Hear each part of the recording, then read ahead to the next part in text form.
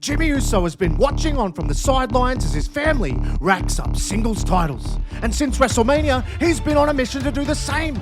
But he feels overlooked. And even after qualifying for and very nearly winning Money in the Bank, he's left off SummerSlam. And he watches on again as his family retains. And picking up a pair of wins on the road to Clash in Paris still isn't enough, as he's once again left off another major card. And he's frustrated, and he approaches Nick Aldis for an opportunity, and Aldis offers him a spot in the King of the Ring, but only if he qualifies via the NXT wildcard round. It's another slap in the face to Jimmy Uso, but his irritation only grows when he crosses paths with Jacob Fatu, fresh off another dominant title defense. You in here seeing how it's done, Big Jim? Take some notes, Us. Jacob tries to leave Gorilla, but Jimmy steps up to him, and the tension is thick. Aldis intervenes, but then Jay, who is also on his way out to defend his own title, joins them. Hey, you good here, Us? You need some help? Man, I don't need any help. I'm sick of this. Jimmy snaps, and it surprises Jay. He clearly just wants to prove that he can do it alone, just like Jay has been doing. And after another successful title defense by Jay, Jimmy confronts Aldis again. NXT? Really? No disrespect, but I've been doing this for 15 years. I've main evented WrestleMania. You mean as a tag team? Like everything else you've ever done, you needed your brothers. How about you prove yourself as a singles guy? Oh, and say hi to the rookies for me in NXT. Because if you get through, I'll be waiting in the main draw, right where I belong. Jimmy's little brother makes the main draw, but he doesn't. And Jimmy, much like Jay, crashes out. And he's in the parking lot of the Performance Center, and he is furious. He's saying that all of this is below him, until he gets approached by a man he respects more than anyone.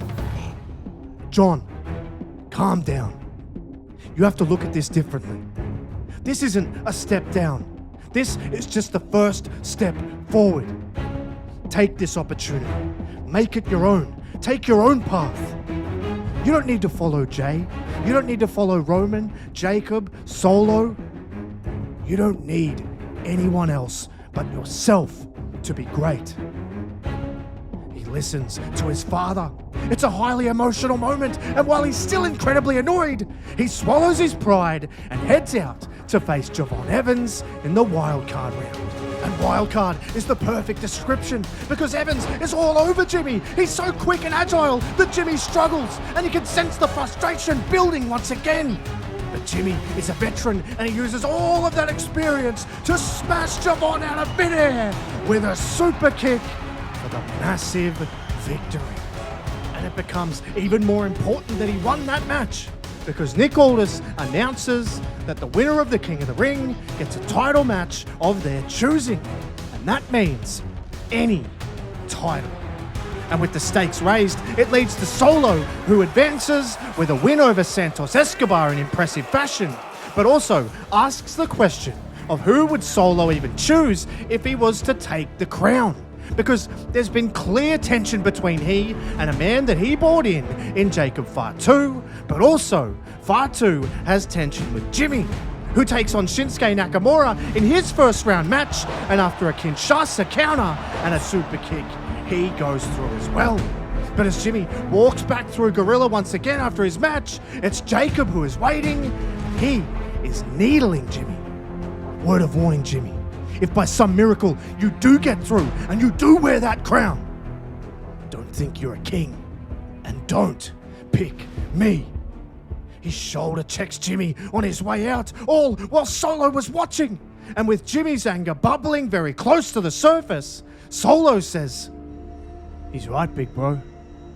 If by some miracle, and let me tell you, it's gonna take a miracle, you should pick Jay. He's the one who put you here. He took the spotlight. He took all the glory. All of this is his fault." Solo tries to get in Jimmy's head, and you can tell it's all part of trying to get him eliminated before they might have to face in the semi-finals, which Solo manages to qualify for after he defeats former US champion LA Knight with a barrage of spikes in an incredibly tough battle, which really feels like a message to Jacob Fatu, who has also defeated Knight. And while that was a stern test for Solo, the test for Jimmy heading into battle against the former world champion Damian Priest is far more difficult. Jimmy has to scratch and claw his way through it. Priest is a whole level up from what he's faced so far, and it shows. But Big Jim shows big heart, and he kicks out of everything that Priest can throw at him. And it forces him to take a risk, which ultimately costs him after he misses a splash. Jimmy follows up with a super kick with the last ounce of energy he has, and he collapses on top of Priest. And he gets a somewhat fortunate pin, which fires up the crowd, who are really starting to rally behind him. But it also fires him into the semi-finals for a huge showdown with his younger brother that has everyone talking and wanting to talk to Jimmy Uso. And he's approached at an official WWE event for comment. However, the interviewer accidentally refers to Jimmy as Jay. Are you serious, Us? Who the hell do you think I am? Have you not been watching the last 15 years? Naomi tries to calm him down, but he isn't having it. No. I'm tired of the disrespect. I'm tired of the comparison. I'm just the other Uso to you, huh? Is that how it is? I'll show you. I'll show the world. The interviewer is completely rattled and apologizes for calling him Jay, but Jimmy just says, man, Jay, I don't need no one. I'm going to show each and every one of you just who I am. It's clearly something that triggers Jimmy, and he's preparing for the semi-final against Solo in his own locker room, and he is still furious. And now he feels in the shadow of Jay more than ever. But it's Jay who actually shows up unannounced on SmackDown to show his love to his brother. And he's there for him. He wants to be there in Jay's corner. The only catch, Jimmy has requested that nobody, not even Jay, is allowed in. And the world champion decides that if he's not wanted, he's gonna leave altogether. And it leaves Jimmy on his own. But so is Solo, who requests that Tama and a man that he's clearly eyeing off in Jacob watch on from backstage, which is where Jimmy has to walk through to make his entrance. And once again, you can cut the tension with a knife. But the match itself is on a knife's edge because the brothers know each other so well. But you can tell that Solo feels like this is going to be a walkover. He's underestimating his own flesh and blood, not just in skill, but in toughness. And he knocks him down constantly.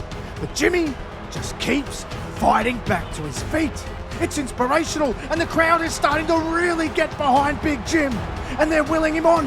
And Solo starts to get rattled, not just in his mind, but physically, because Jimmy starts to wear him down. And he hits a super kick. And then he lines him up, and he hits a spear, and he nails the top rope splash, which puts him through to the final of the King of the Ring. And he's clearly emotional, and he just takes a moment to soak it in. But the job is still there to be done. However, he's back on guard as Solo now walks him down, but this time not to hurt him, but just to say respect. But don't forget, Jay is the reason you've had to fight from the bottom. Solo is still pushing the narrative that Jimmy should choose Jay, but that won't even be a decision unless he wins the final of the King of the Ring. And as he's getting ready, he has security manning the door and once again holding Jay back. But as they are, Jacob Fatu storms down the hallway and he says, "Hey, you really want to help him?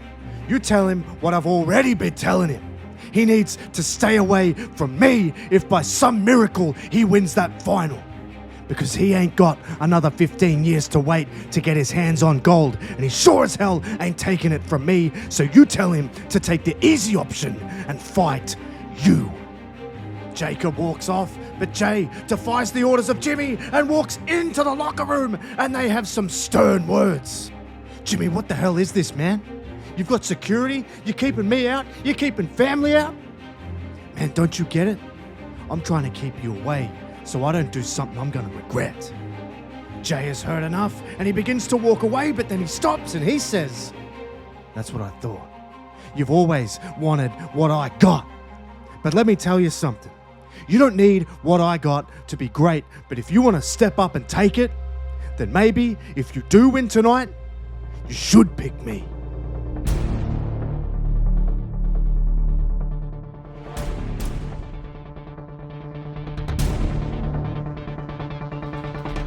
The very man who choked him out in front of his own brother in the lead up to WrestleMania, that lit a fire under Jay, lights a fire under Jimmy. And he's desperate to get the revenge, and he throws every part of his body at the Austrian in an attempt to wear him down. But Gunther nails him with a vicious elbow, and it busts Jimmy open badly. And things go from bad to worse. And it's looking like once again Jimmy Uso is going to fall at one of the final hurdles. And he's fading fast. Which brings Jay, uninvited, running down to ringside because he's concerned about his brother's welfare.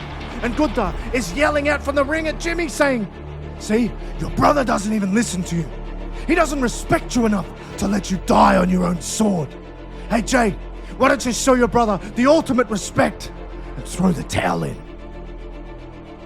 Jay has to be considering it. He has to be considering saving him. He has to be considering helping Jimmy. But he doesn't. He just starts yelling at Jimmy to fight. And amazingly, because of the blood, Jimmy is able to slip out of the grasp of Gunther, and he starts firing back into it. He sits him down with a massive super kick, and then he goes to the top to leap off for a splash, but Gunther counters and catches him in another rear naked choke. It's diabolical trouble now for Jimmy, but he has one thing left in the tank, and that's to flip over, and it pins the shoulders of Gunther, and Jimmy defies the odds, and he wins. He was born a king, and now he officially is one. But with that win comes great power, and it's time for Jimmy to make the ultimate decision. Well, Jimmy, let me be one of the first to officially congratulate you on winning King of the Ring. You've done yourself and your family proud, but as we know, with winning the crown comes a decision. So if you will... Far two strikes before Jimmy can even say a word, and he's all over the newly crowned king. Aldous is trying to hold him back, but he's out of control. But somebody else who was there waiting to hear the decision bursts through the curtain, and now Jay hits the ring, and he's joining the fight. He and Jimmy actually fight together to try and stop the werewolf. But in the heat of the battle, Jay throws a super kick that accidentally lands on the chin of his brother, which gives Fatu the opening to drop Jay as well, and he stands tall. But he also says, "Now how about you take that as your last warning? Pick your brother, because you ain't got it like that, Jimmy. You know, you two talk about the Uso Penitentiary like it's somewhere you all haven't been for anything but a DUI. But that has been my life. That's where I was molded. If you think you got what it takes, step up, because I'm all gas, no brakes." One final warning from the Samoan werewolf, but as Jimmy picks himself up from the Jey Uso super kick, he walks over to Nick Aldis and he tells him who he wants. And we find out who it is at Survivor Series.